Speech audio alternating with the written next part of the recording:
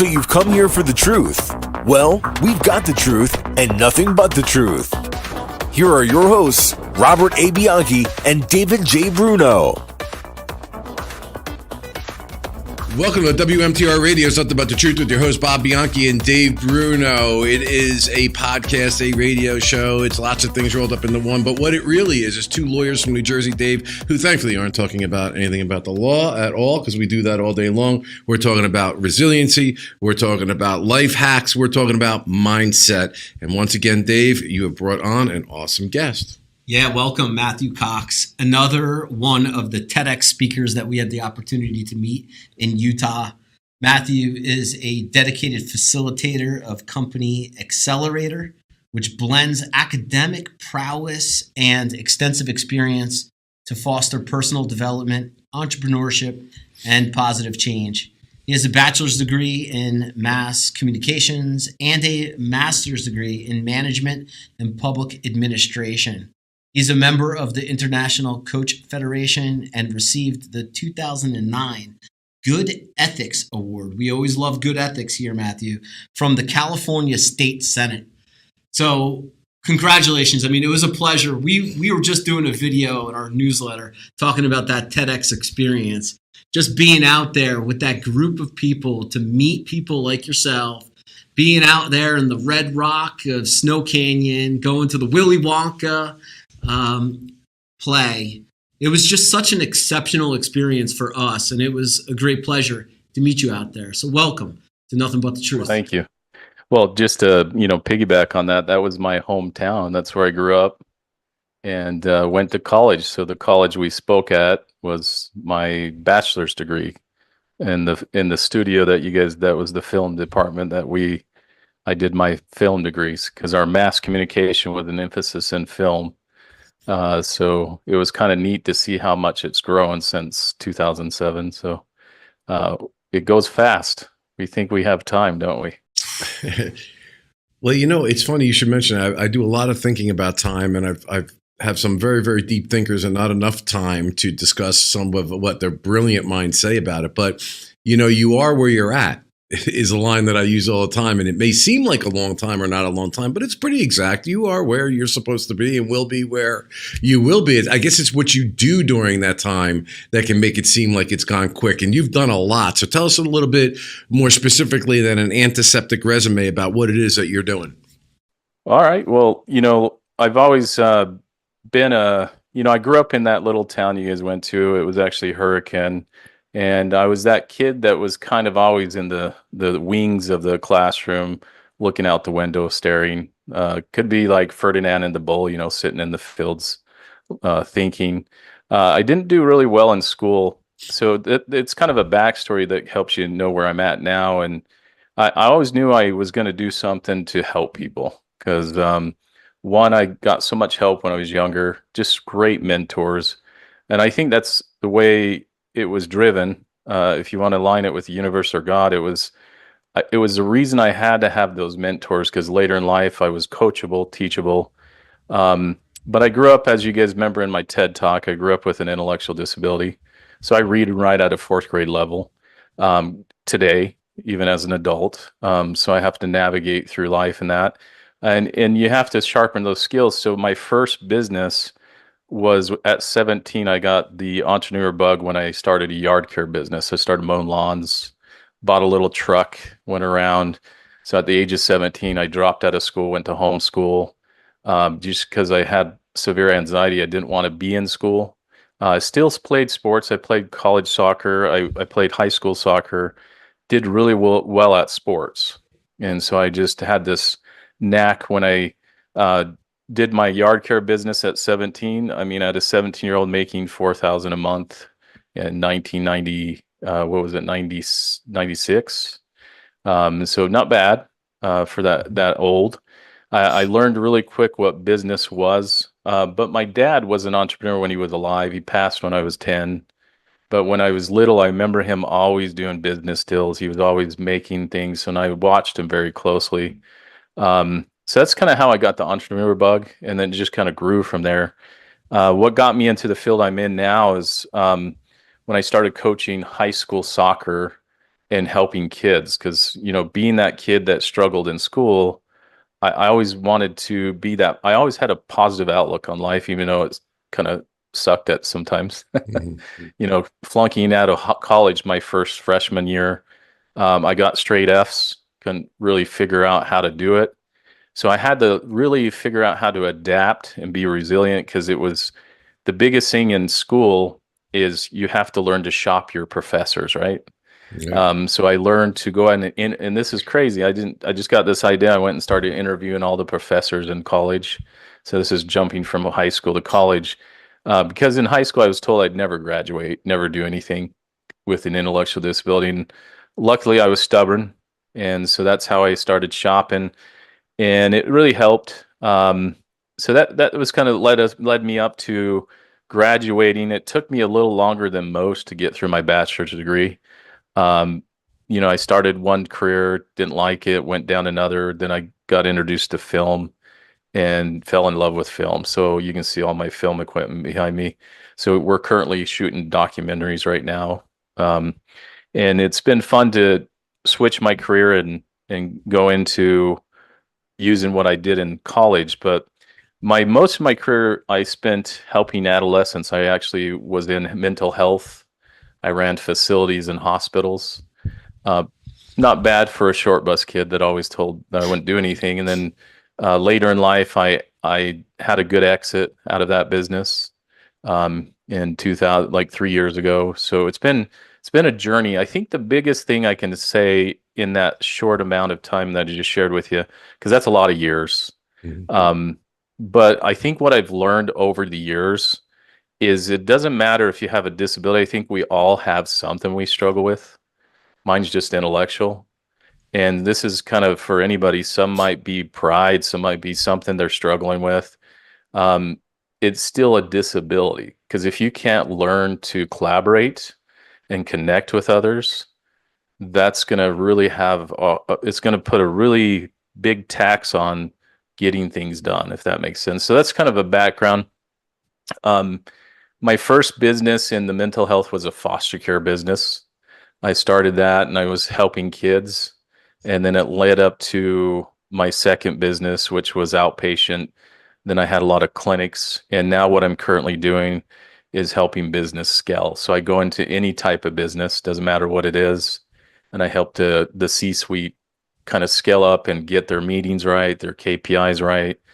And that you can't teach. Even when I did my MBA, you can't teach that, because it's something I wish the system I now know that we work with and scaling. I wish they would teach it in colleges, because they don't teach this stuff. Because when you start a business or a practice, as you guys know, they don't give you that in a box, how to run effective meetings, how to get the KPIs, how to get those quarterly priorities. And it's crazy, I'll tell you both. When I go into these teams, it's crazy to see executives that are financially illiterate when it comes to profit and loss statements. And I'm like, how did you get in that position? And I say it nicely, but what happens a lot in any organization is they end up needing to fill a position, so they promote somebody up, but they don't give them the tools they need. So that's kind of my path and journey. So it's been a fun journey up to now. Wow, there's a lot to talk about with all this. Something that you had said before about collaboration, it struck me that some of the smartest people I know with a lot of letters after their names, because they've done big things from an educational capacity, sometimes just couldn't get out of their own way. They could not, what we used to say, play well in the sandbox. They didn't have the right mindset, and then couldn't understand why they were not moving and being promoted, because I am so-and-so and I went to such and such school and I have this degree, not realizing that it takes a lot more than a degree in order for a team to make big efforts. I think I kind of heard that in what you were discussing when you're coaching. Can you talk to me a little bit more? You yourself, for example, with the learning disabilities that you've had, are now coaching C-suite employees who I'm sure have a lot of letters after their name. Talk to me about it all. Yeah, I coach multi-million-dollar businesses, CEOs 2 million or more. The funny thing about it, what happens is people think, well, what I've learned is everybody's human. It doesn't matter. I don't care what title you have. You still put we've all heard that saying, you put your pants on one leg at a time. We get up. But at the end of the day, everybody has a purpose. So when I work with these executives, the first thing you have to realize, are they coachable? Because at the end of the day, if you're not coachable, like when I was an athlete coach, when I coached college soccer, if my people weren't coachable, we would lose games consecutively. When we started being coachable, we win. And business is no different. When you have a team that's uncoachable, and especially the CEO, if the CEO or the founder just brings me in and I have to drag them in and I have to drag them around, I fire them very quickly. I won't coach them. I don't care how much money it is or whatever, because it won't be a good ROI for both sides. So I think the biggest thing when it comes into C-suites or any type of company, I don't care if you're Elon Musk, I don't care who you are, you have to be coachable. And the teachable side of things is, there's a lot of, you guys have been at many conference tables. You sit across from probably lots of leaders of different big organizations. And you'll in about 5 minutes, you can see their temperament, you can see their personality styles, and probably even as a lawyer, personality styles or temperament is really important in litigation, because if you know who it is or what kind of personality is, it's the same thing in coaching. If I can coach them according to their personality styles, we can get them a long ways, if that makes sense. So it's really important. I think number one is to be coachable. Number two is to be humble. I think a lot of times what we miss in the C-suites is humble leadership. Like, you got there because of your people. Right. Yes, your vision was really important. When my company finally got to a huge amount of money, being a short bus kid from a small city, I sat back. I think I was 45 when my wife showed me our tax returns, and I was like, what? Because I'm not I don't look at what I make. It's all purpose driven for me, if that makes sense. And then finally, when I sat back at 45 and I says, whoa, because I knew when I married her, I says, hey, we were about 30, in our 30s. I says, hey, we're going to do this, and this is what's going to happen. And she kind of laughed and smiled at me. And then at 45, because I told her I was going to retire at 45. And so when we sat back and when we hit that goal, it takes a humility of a leader to now say, what do we do next with the organization or company? So I don't know if that answers your question, but I think those are the two factors: willingness, knowledge, and skills. If you don't have that willingness, no matter who you are, you're not going to have the knowledge, or you might have the knowledge, but you're not willing to use it properly, if that makes sense. Yeah, that's a perfect answer, perfect way to stop, too, because we got to take a quick break here at WMTR Radio's Nothing But the Truth. We'll be right back. At the Bianchi Law Group, our team of former prosecutors and certified criminal trial attorneys specialize in criminal defense and domestic violence cases. When you need a law firm with courage, compassion, and the commitment to fight for you, call the Bianchi Law Group today. Okay, welcome back to the WMTR Radio's Nothing But the Truth. Matthew, I know he's jotting notes down furiously. He's got a lot. You're throwing a lot of wisdom. Clear. One of the reasons we really liked you is your mindset is so similar to ours. Yeah, sure. I remember our conversations in Utah as well about the quarterly rocks and the KPIs and the processes. And I'll tell you, you made a great point. Now, this is especially true for lawyers. Lawyers, you go to law school to learn how to be a lawyer. Rules of evidence, rules of procedure, how to advocate for a client in the courtroom. Nobody tells you how to run a law firm. No way. Yeah, I'm sorry. Can It's a similar theme that applies widespread to real estate agents and all kinds of other professionals. I think a lot of people get good at what they're trained to do, and then they have to make income and profit from their skill set. It's one thing to collect a salary, but it's another thing to own a business. And that's really the point that I took away from our conversation in Utah as well as now. And that's why we click so much, is because we are so focused on those things to improve services, which in turn helps more people, at least at our firm. Yeah, I just wanted to add to that, because you said before that you're very purpose-driven, and that's exactly what we are. And it's nails on a chalkboard. And I don't know if this is everywhere. Maybe you can tell us your experiences when people say, and I've heard this my entire life. My dad's a lawyer. He's 91 years old. He's a lawyer, great skills. But they say, it's not a business, it's a profession. And, I used to have that mindset too. I'm purpose driven. Yes, of course, it's a profession, not a business. Until during COVID, where my epiphany happened was when a coach, and this is the value of people like you, can kind of had his arms folded, listening to the mentality of it's a profession, not a business, and said, look, let's make it as simple as possible. If you're a purpose-driven person that wants to do good for a lot of people, your competitors out there marketing, your competitor who's not as good as you, who is not as capable, is getting the client that you should be having. So you can't help more people because you're not looking at it like a business. And at that moment when that was said, I was like, wow, that really makes a lot of sense, especially in a day and age when people go to Google to find their lawyer, and somebody who's just a great search engine optimization human being or knows that, but could be a horrible lawyer, is getting the client. And lots of our friends, right, Dave, are now like, what did you guys do to scale your business the way you did? Because I'm really proud, not only the fact that we scaled our business to be bigger, but we're better in our representation of these people. Yeah, I think the biggest thing when it comes to that, like if you use Silicon Valley, for instance, the tech world, they're really good at venting tech to get it to the point. But what tech companies will tell you, they're a bunch of green individuals, very analytical, and they don't know how to market it. They'll come in and say, okay, how do we get it to market now?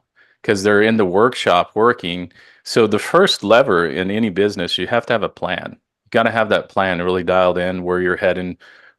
Value-based, you got to be a value-based company. Hire, fire, promote, do everything by your values, and keep your values simple. I always say no more than 4, because nobody can remember anything after 5.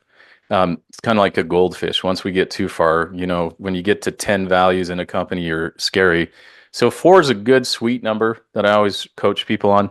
But when you have those values set and that plan ready, then you have to have your 3-year, your 2-year, your 1 year, and then your quarterly.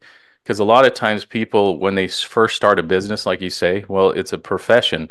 Why work with doctors on a daily basis? That's a profession, but they're not so good at business. Because they're really good at healing people, and lawyers are helping people know the law. And so you got to do what you're good at. And what a coach does is come 30,000 feet above, and we work on the business, not in it, if that makes sense. Mm-hmm. We're not in it. You guys are in it, grinding every day. So a coach can fold his arm and look back and say, but let me ask you one thing. Let's keep it simple, just like Einstein says, right? Keep it simple. Don't overthink it, but have a plan. Number 2 lever is know your people. You got to have a people plan, because you got to know who you have, because good people come in, good people go out. You can't. And what I see a lot of companies do, and you guys might have felt this before, have you ever had a chance where you've kept somebody too long that it hurts the culture? Of course. Yeah, everybody has it, but we're scared to fire. So what I always teach them is become good firers, because it's a good thing, because when you fire somebody, you give them a chance to move on. Mm-hmm. So those are 2 levers. There's 8 levers, but in time's sake. But when we go through those levers, that's what helps a business function, having the right conversations at the right time with the leadership, if that makes sense. It does. It does, without a doubt. And again, I could just go down the list: doctors, lawyers, dentists, real estate agents, construction companies, and workers. It's such a great conversation nowadays because, Matthew, I truly believe we are in the gold rush of technology. We are so fortunate in our lives. And I know from our prior conversations, you guys take advantage of automation and leveraging assets and resources. Talk a little bit about this era that we're in right now with AI and technology, and how to really take advantage of it. So I have a client that called me with AI. He created an AI that is a virtual secretary, and he demonstrated it for me. And I was like, "Holy smokes!" He says, "Yeah, watch this." And he's a realtor. He says, "Hey, so and so," and the AI it sounded like a real person. This is the reality of where we're heading. So certain jobs will be placed by AI. But now let's think about it a little deeper. If you're not strategically thinking, if I was somebody coming into this world, I would be the one helping with the AI, because now it's going to create other jobs. So progress, everybody gets scared, but with progress, there's other jobs. So we have to alter what the universities forget to do is adjust. It takes a little while to adjust. So this individual just taught himself how to develop it. He's a realtor by choice, and he went and taught himself, and he created a whole AI. And I think leverage, like what we do with also AI, is we can also, with our system that we use with the scaling. And so what the scaling, I'll just end on this, is that with the AI, we can then know on your KPIs where your profit is. So the AI is going to be a huge piece in it. So you got to know AI. It's not going away. It's going to be a part of your life. I just want to amplify something for our older audience, and something that may resonate with you. It's the tale of my parents. And I think AI is going to be the next example of this. So my mother, who was a little bit older when email came out and computers, was very resilient. She wanted to know computers. She wanted to email, make cards, birthday cards, whatever. My father wanted, not to this day, 91, all these years later, wants nothing to do with what he calls the machine, i.e. the computer. And so he didn't get on board. And what I see is that his friends did. And his world, you can't, for those on the radio, you're not going to, but if you look at the podcast, you'll see me, my hands are getting smaller and smaller and smaller. His world became smaller and smaller to, like, now he doesn't have the ability to email. He doesn't have the ability to text, no matter how much we try to teach him. There's, you said before, there's that client that's unteachable because there's no curiosity, there's no desire to learn, and it's sad. And I think AI is going to, if that's true of somebody about emails and text messages and smartphones, I can only imagine exponentially what that's going to be like with people that aren't jumping on the AI. Well, to add that real quick, AI for me, as somebody with an intellectual disability, it was like me in a wheelchair getting off the wheelchair. It was just like a game changer for me. I told my brother, I says, "Holy smokes, I can write anything now." And so I don't have to, because as a business, what I would do is I'd write something and I'd send it over to my brother. He would edit it. I don't have to do that now. I have ChatGPT. I can put it in there. I can write things. It just opened my world up. So it's something to think about there in the business world.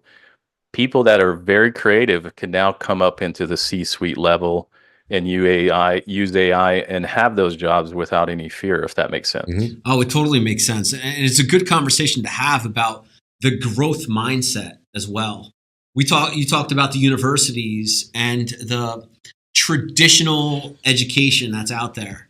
And a lot of people come out of college or a graduate degree or a law degree, whatever, and they have a trajectory that is linear. And that is, I am a lawyer, I'll always be a lawyer.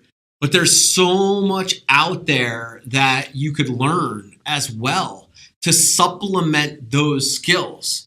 Like we're talking about, even just business skills. Like we talked about with the quarterly goals and the business plans and things like that. In this day and age, YouTube is out there where you could just basically throw a search term into YouTube and become a quasi-expert on something. And that's just another reason. It's not just AI. It's also the resources of education that are out there to supplement our educations and skill sets. Thoughts, Matthew? Yeah, I see AI. I see all of our kids having an AI and learning. I was actually talking to an AI designer. He was working with the school districts to create an AI system. So each kid is given a chat GP or an AI that's basically with them. So instead of fighting plagiarism, they went and said, "Hey, we're going to have sessions where this AI teaches." And then the teacher says, "Hey, what was your session like?" And they can go back and look on it. that is what is going to be the future. AI is not, it's the new Google. Remember when Google came out, we were all scared. Now AI, because you got AI and you got SI. Now they're worried about SI, super intelligent. Super intelligent. Yeah, and so they're really looking at this, but you have to, as a business, like, let's talk about real quick. I know we got short time, but if I put an AI secretary in place and I train her on everything my law practice does, it answers all the incoming calls. What can my other one do? They can do more work. My paralegal can focus on other things.